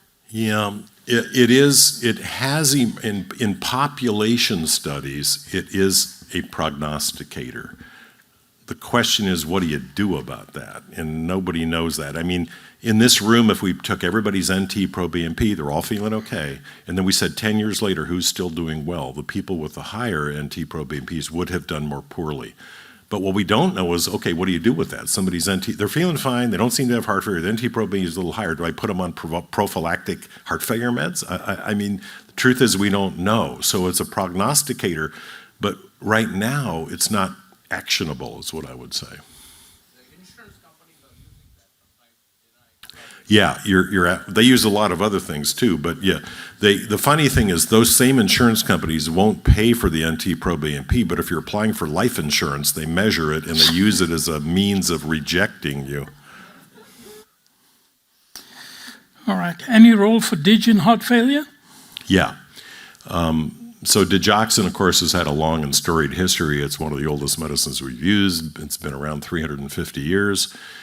So the good news is that if you use it and use it at the right dose, it's quite safe. Okay, we know that because the DIG trial, which took thousands of people, and this is before we had ACE inhibitors and ARBs and beta blockers, et cetera. So this is what I would call a pure trial. DIG or no DIG, nothing else. And it turns out that it didn't affect mortality. Now that people said, well, it didn't improve mortality, therefore it's worthless. Well, I would put a little different spin on it. The people who were put on DIG at appropriate levels, they had fewer hospitalizations and they felt better and were more functional, but they didn't die at an excess rate. So it didn't kill anybody, but it made them symptomatically better. The problem with the trial is everybody got the same dose. And then when they went back and looked at the trial data, if you did DIG levels, which we don't much do anymore because DIG isn't used very much, but it turned out if the DIG level was relatively low, we were shooting at that time for a digoxin level 1 to 2, and it turned out that's too high, especially in women. And so if you had a DIG level that was like 1.4 and you were a woman, you had a higher mortality. But if you had a DIG level of 0.7, for example, you had a lower mortality. It came out in the wash. But now when we use DIG, we just use lower dose. And our DIG level we're aiming for is below 1. So it's used in two populations. One is for rate control. You heard earlier about AFib. What should we use for rate control? If somebody has reduced EF heart failure, DIG is still a good choice for that. And the second is in people with continued symptoms and signs of reduced EF heart failure despite quadruple therapy. We'll add DIG, but the goal is to have their blood level of 0.8 or less.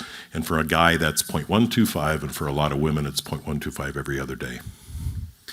And one of the problems is that a lot of these patients, their levels are not checked.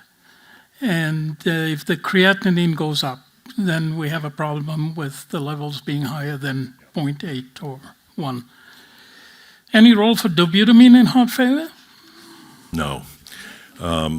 If you look back in many, many years ago, my shtick in heart failure was inotropes, right? So I wrote a two-section series in the New England Journal of Medicine with Gene Braunwald up at the use of inotropes, and we thought that was the way to go, and it turned out we killed people, basically. Temporizing in the ICU or CCU, yeah, maybe, just to get people over the hurdle. As a palliative maneuver for somebody who's dying of reduced EF heart failure, okay, maybe, you can send them home on dobutamine and maybe they'll live a little shorter, but they'll live a little better. But there is no other role for it chronically, to be honest. We really reverse gears, and the reason is because when you whip the heart with dopamine, dobutamine, or any other catecholamine, the heart goes into hibernation, basically. So temporarily, the ejection fraction goes up, but then it starts downregulating the beta receptors to protect itself against the assault from catechols, and so you actually don't long-term have much benefit. So we've completely flipped and said, okay, now what do? We protect the heart against, that's what beta blockers do, right? They protect the heart against the poison effects of the catecholamines, and so there really is very little role, certainly no what I would call long-term role for dobutamine. Maybe, for a day or two, you could still use it. What about statin therapy in heart failure patients? So statins were used on the concept that maybe it would help, partly because, as somebody alluded to, they have anti-inflammatory effects. So there were studies years ago post-heart transplant that showed there was less arteriopathy with statins, et cetera. Those trials were then done in heart failure patients with reduced EF heart failure, and they didn't help. So for reduced EF, doesn't seem to help. There has been renewed interest in preserved EF heart failure, but I'll tell you, a lot of the excitement in the preserved EF heart failure is attacking the metabolic syndrome. So statins have a little role there, but I think it's going to be more relevant to treat the diabetes with the SGLT2 inhibitors and GLP-1 receptors. So the big data in that field are the GLP-1 receptor agonists, which have really demonstrable benefit in people with HFpEF, obesity, hyperglycemia, et cetera. So that's going to be another limb. It's not approved right now for that, so you have to get it approved on one of the other reasons to get it approved, like cardiovascular risk reduction for one of the four, GLP-1, and diabetes for the other ones, and et cetera. So this is a rapidly changing field, and if you want to see where a lot of money is being put in pharma, it's in the GLP-1 field, with all sorts of unique, we glibly call them GLP-1 receptor agonists, but they're actually playing around with the receptors to actually upregulate one of them and downregulate the other one. So stay tuned, because in the next 3 or 4 years, this field will change dramatically. Something new, Rich, Barostim for heart failure patients. Yeah, so there are a lot of niche approaches and devices out there. This is one of them.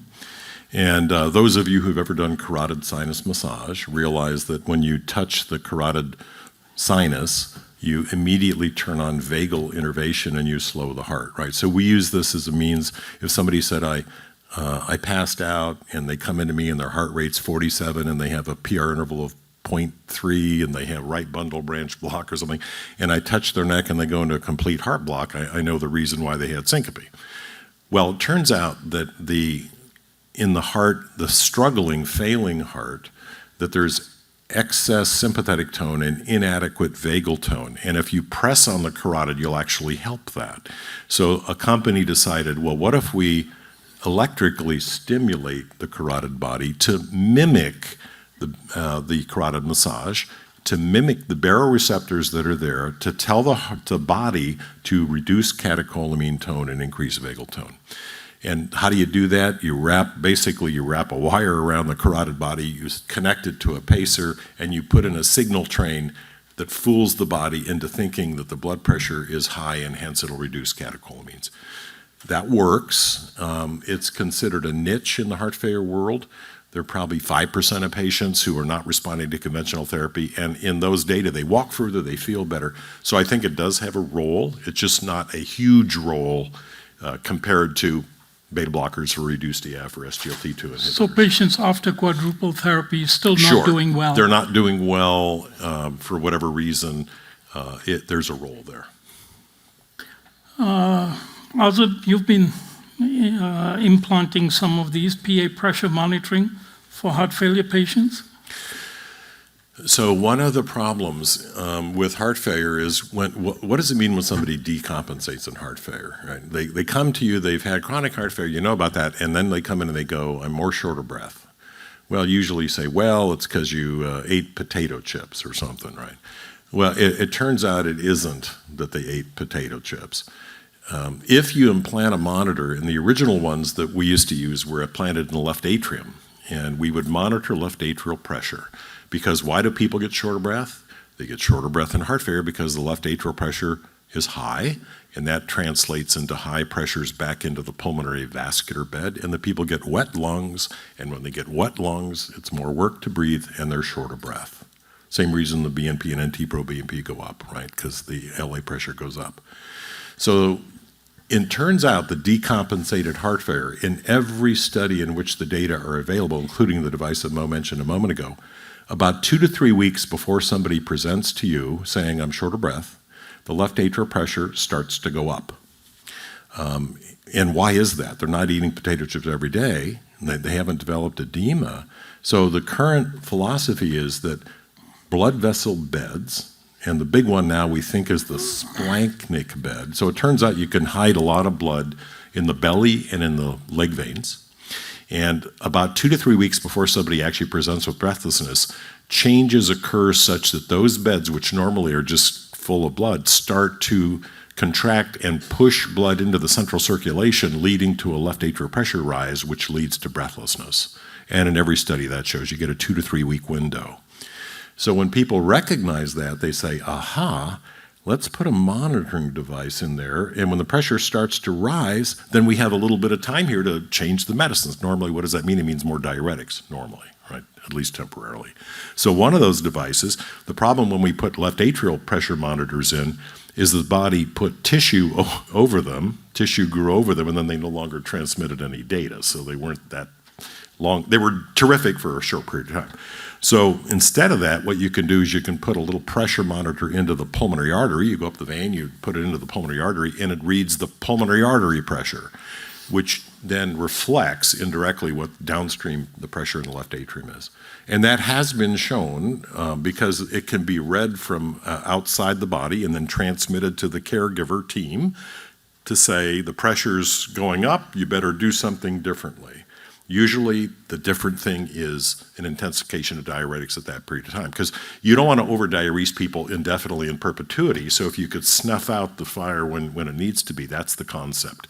And indeed that device has been shown to do that. Now the pushback from Medicare is that, well, is that device going to work for 2 years, 10 years, 20 years? You know, is it only good for a short term? It's not inexpensive. There's been a lot of pushback for that. It's safe. It's relatively easy to put in. It's a right heart cath, basically. So there's a lot of action in this field. It would be better, in my estimation, if we had a non-invasive way to measure that, and there are some techniques that are being used currently to try to do that using advanced radio frequency, artificial intelligence, even chest X-ray. I mean, this is a huge field because people realize this is a way to keep people out of the hospital. We've implanted quite a few, Aazib has, and we've been monitoring these patients and certainly can help prevent hospitalizations.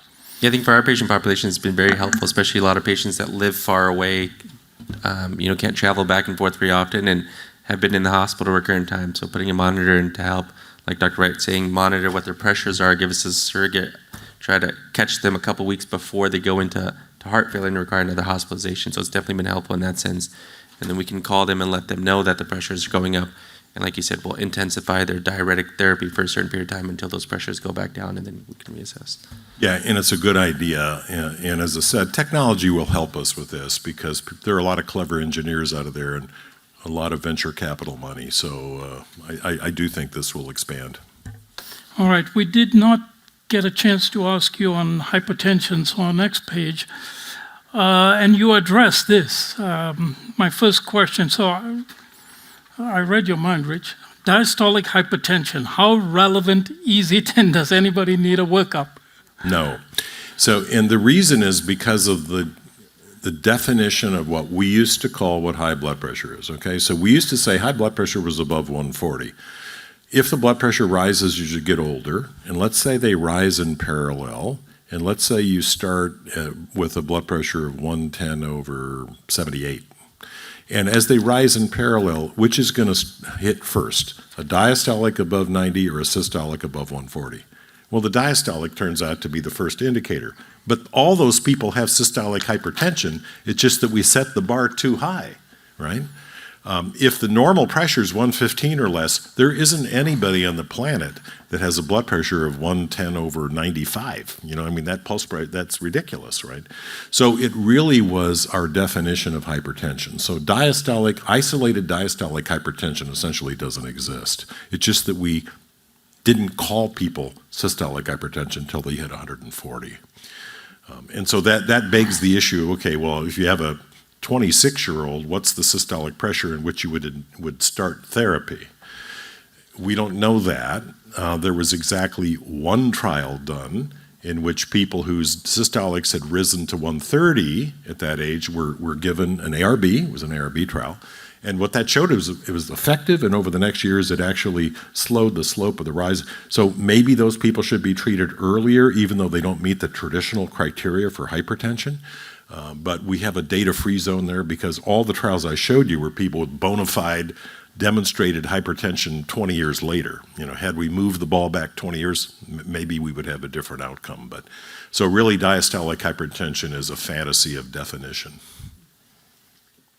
Another thing that this comes up every now and again, patients will present to an urgent care or to the primary care provider blood pressure is 180, 190, systolic, patient is asymptomatic, and they're sent to the emergency room. Total waste of money, and to me, completely unnecessary. Look, what I tell my patients is every time you go on a treadmill, your blood pressure is 210. Should I send you to the emergency room because your blood pressure is 210? Nobody dies acutely of a blood pressure of 160. Now, granted, there are a few people who have aortic dissection or something, different story. And if it's 180 and they're in pulmonary edema, different story. If they're anxious and their blood pressure is 180, send them home. They don't need to go to the emergency room. That's a total waste, right?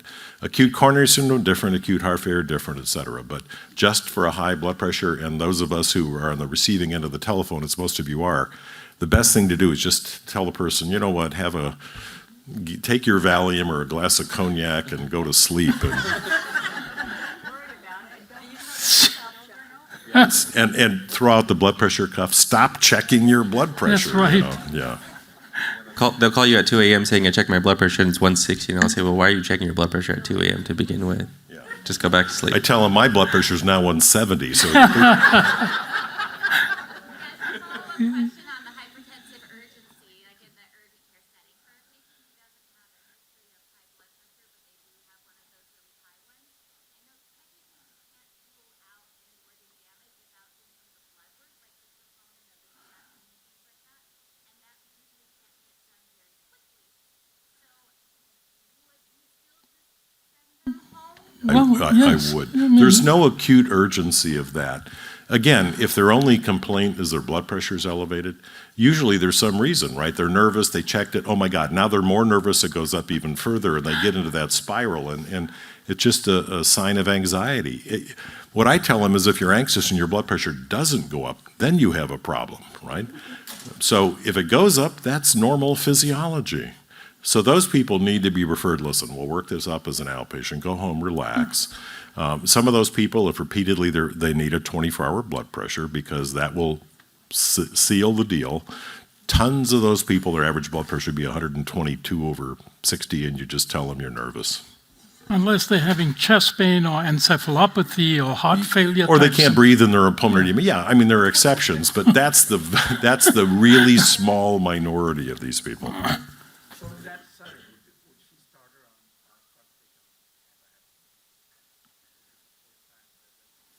on I would not start somebody in an antihypertensive in that scenario, right? Because every man and woman who's breaking up would be started on antihypertensives, right? So what you need to do is just prove or disprove whether they actually have high blood pressure. The vast majority of these people, they're just anxious at that moment in time. Yeah, go. I mean, in this case, see your primary care physician, or you can tell them to purchase a home blood pressure cuff. Now, with the problems I told you about the home blood pressure cuff, but if you think about it, and they go home and they take it, and it's averaging 110, even if it's off 10 points, they're still normal. So it's still useful to do that. Oh.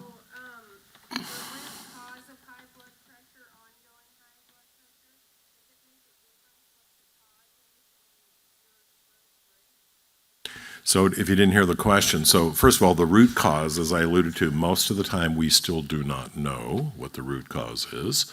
And that's why we call it primary hypertension, because we just don't know.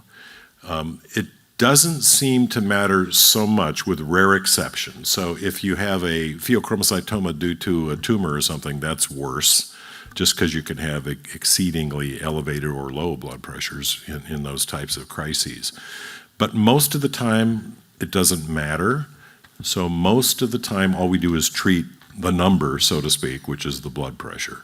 And as I alluded to, the reason, so one of the downsides of the original trials that used renal artery ablation is that they didn't do 24-hour ambulatory blood pressure, and they didn't exclude white coat hypertension, and they didn't try spironolactone. So it turns out if you do those maneuvers, you can distill away 20% of the population in this room with hypertension have hyperaldosteronism. So that's the group where spironolactone is terrific. And in a lot of the people who are originally thought to have intractable refractory hypertension, you put them on 25 of spironolactone and miraculously their blood pressure is totally normal. I can't tell you how many times that's happened in my population. They're referred to me as a hypertension expert, and all I do is give them spironolactone. I feel like an idiot. I'm not doing anything special, you know? But that's all you need to do in a lot of these people. So no, I would say it doesn't matter much. Now, the exceptions would be a college kid with substantial hypertension. There you need to rule out if aortic coarctation. You need to rule out, especially in a woman, fibromuscular dysplasia with renal artery, stenosis kind of thing. But those are oddballs. I mean, if you think about the number, we could go around this room, how many people have actually seen a documented pheochromocytoma, even though you learn about it at medical school and you think it's important, and it turns out you go 30 years and you never see one, and it's not that we're not looking. You know how many metanephrines I've sent? I mean, you just don't see them because they're rare, right? So we have to, the whole point of this conference is, what do you do for the rank and file normal cases, which is going to be 97% of the cases we see? And most of the benefits in medicine in the next decade are going to be the appropriate implementation of what we already have. You heard it, we underutilize. Every single therapy you've heard about here is underutilized. Every single one. And every doctor I talk to about this, they go, well, not in my practice, until you actually do a survey of their charts, and then you find out we're all in the same boat, be it because of poor compliance or they can't afford their meds or something slipped through the cracks. So we can do a better job by using the stuff we already have and we know that works. Patient, go ahead.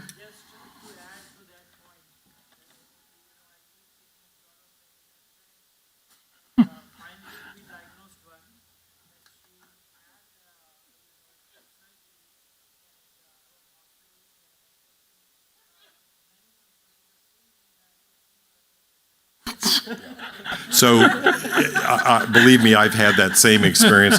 So if you ask, and if there's any radiologists here, people who do abdominal CT or MRI, you find a lot of adrenal adenomas, most of which are incidental, right? So you'll see them because somebody will come in with belly pain and you're looking for diverticulitis and they'll say there's a 1 centimeter adenoma in the right adrenal. And most of the time they're completely, it's like a thyroid cyst, it's just completely irrelevant.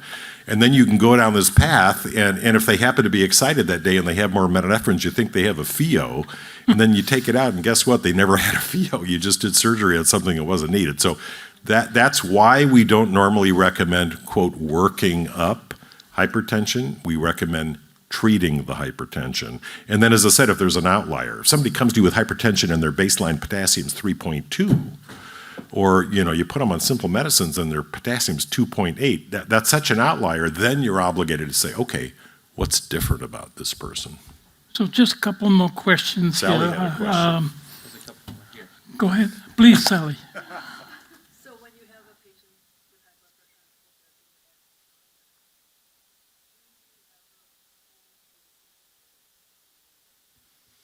because I've run into problems with them, even if I check them back 2 weeks later, the potassium's still okay, 2 months later they're in the emergency room. Yeah, so her question is that let's say somebody's already on a renin-angiotensin modulator, either an ACE inhibitor or an ARB, and their blood pressure is inadequately controlled by whatever means you want to define that, and so you're tempted to add spironolactone. Should you alter the dose of the ACE inhibitor and the ARB to try to avoid hyperkalemia? So it depends. The answer is it depends on their creatinine, right? So in a person with a normal creatinine, the likelihood of hyperkalemia is so low that I don't alter the dose. The best evidence we have is in the heart failure arena. Now, in the heart failure arena, you'd expect there would even be an exaggerated number of people because they have altered renal kinetics. In that arena, in that exact scenario where somebody's on full dose ACE inhibitors and you add spironolactone, the incidence of hyperkalemia is 5%. So it would be less than that in the general population. The normal quoted number is like 2%. Now, obviously, it depends where do they start. If they start at 5.2 versus 3.9, different. If their creatinine is 1.7 versus 0.8, different. So I normally do not alter the dose of the ACE or the ARB, but in somebody where I'm nervous, I would just recheck the basic metabolic panel in 2 weeks, both to get the creatinine and the potassium. I usually just check it in a week or 2 weeks and just let them know, hey, I'm putting you on something that has some potassium on it, so in case you're going to add a lot of potassium to your diet and things like that, just pay attention to that stuff.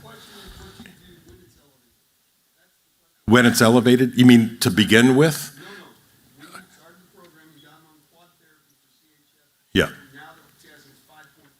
Yeah. Seeing this all the time now. Yeah. More than 5%. So it depends. I mean, I have 1,000 heart failure patients, and I'll just tell you that's what the number is. And some people would say, oh, I'm going to increase the loop diuretic. I wouldn't tell you to do that because it's usually when you make the person more hypovolemic, it doesn't really lower the.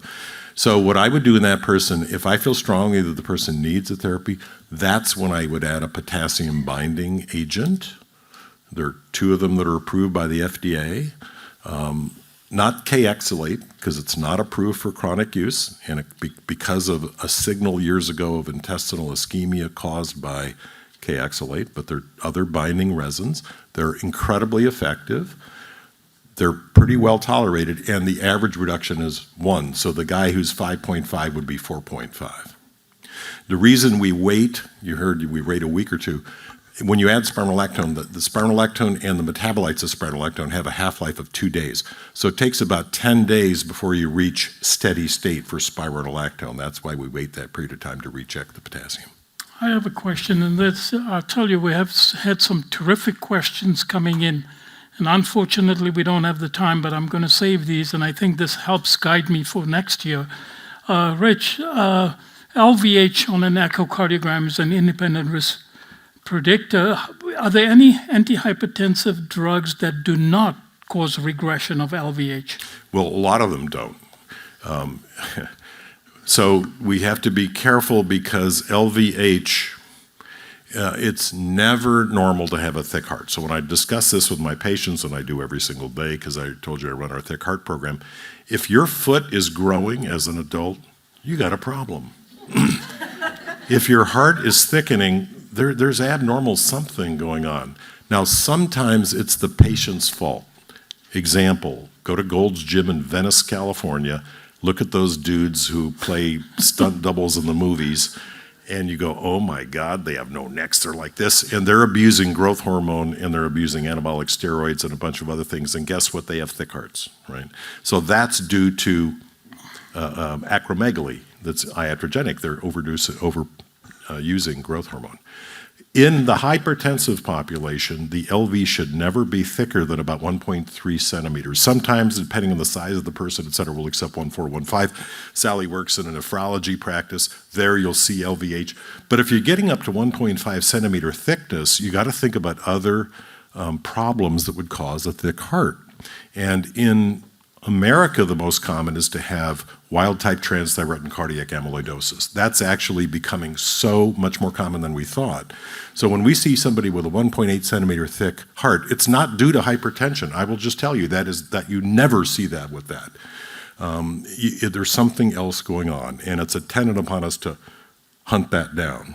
Not that easy sometimes, but if you feel uncomfortable in that arena, just send them to somebody who knows which test to order to make sure they don't have light chain amyloidosis, transthyretin amyloidosis, hemochromatosis, acromegaly, Fabry's disease. I mean, you just go down the list of things that are infiltrative cardiomyopathies, hypertrophic cardiomyopathy. And these are much more common than we used to think. So those are worth looking at, and we shouldn't it's the mistake we fall into is just like if somebody has peripheral neuropathy, go, oh, your blood sugar, your hemoglobin A1C is 6.6, you must have diabetic peripheral neuropathy. Well, nobody gets diabetic peripheral neuropathy with a hemoglobin A1C of 6.6, I mean, come on. And you don't get a heart that's 1.8 centimeters thick. So LVH is a marker. It could be a marker of longstanding uncontrolled hypertension. When you start people on therapy, typically you'll halt, maybe you'll regress a little bit, but think about your AS patients that you do TAVRs on. They can have LVH. They usually don't have it to this degree, but the LVH, if it regresses, takes a year. And that's because the heart's doing 100,000 reps a day every single day, and when you decompress the outflow gradient, it's still doing 100,000 reps every day, and it doesn't go back very quickly. So I tell people I want to stabilize their LVH, I want to find out what they have, but it's delusional to think you'll make the heart go back to normal with antihypertensive drugs. I'll end with this question, and I know you like this one, Rick. I've liked all of them. Well, why not enteric-coated aspirin? Yeah. So one of the problems with aspirin, turns out aspirin requires an acidic environment to be absorbed, okay?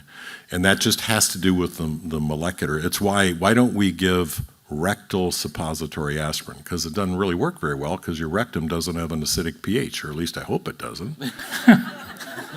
The stomach, on the other hand, has a pH that's really, really low. So when you give aspirin, if it melts in the stomach, it's immediately absorbed right away, right? The problem with enteric-coated aspirin, so first of all, why did they develop enteric-coated aspirin? They never used to have it, right? It was always aspirin, the white stuff that would dissolve in the bottle and would, end up pulverized and stuff. The reason they developed it is because Tylenol came out. And when Tylenol came out, it, quote, didn't upset the stomach and people could tolerate it. And the Bayer company went ballistic thinking they were going to lose market share. So they said, let's coat the aspirin and we'll call it safer, okay? But what they didn't tell you was that meant it wouldn't be absorbed in like 20% of people. Because the coating was so good that the aspirin would exit the stomach, make it into the duodenum, and guess what? As soon as you get past the biliary system, the pH is no longer acidic, so the aspirin wasn't being absorbed. And this is an Achilles heel of a lot of the aspirin trials in the world. So when you look at a trial, which is better, aspirin or Plavix? Well, it turns out Plavix is a little better. But why is that? Well, it's because they gave enteric-coated aspirin, and 20% of the people weren't absorbing the aspirin, and therefore you were biasing the study against aspirin, because if it only worked in 80% of the people, So that's why we give chewable flavored, non-coated pediatric children's aspirin. You don't have to chew it. If you like the taste of artificial cherries or oranges, go ahead. But if you don't, just swallow it and it immediately melts. And it'll be absorbed in the stomach. So that's why we give non-coated aspirin. And that's why in the emergency department, if somebody hasn't been on aspirin, they tell the person to chew that's to make sure that it gets absorbed. And one last thing, enteric-coated aspirin is not safer than non-coated aspirin. It turns out in other parts of the world they have intravenous aspirin. So if you give a squirt of IV aspirin, guess what? Some people get stomach irritation from it. It's nothing to do with the aspirin being in the stomach. It's because you interfere with prostaglandin synthesis and you cause issues. So it's the biochemical action of aspirin, not its physical presence in the stomach, that leads to so it was a fantasy to think that coated aspirin is safer. It isn't safer. One last thing. I tell my patients, if I give you aspirin that's stainless steel coated, you won't have any stomach side effects. Yeah, you're right, because it won't be working. Right? So.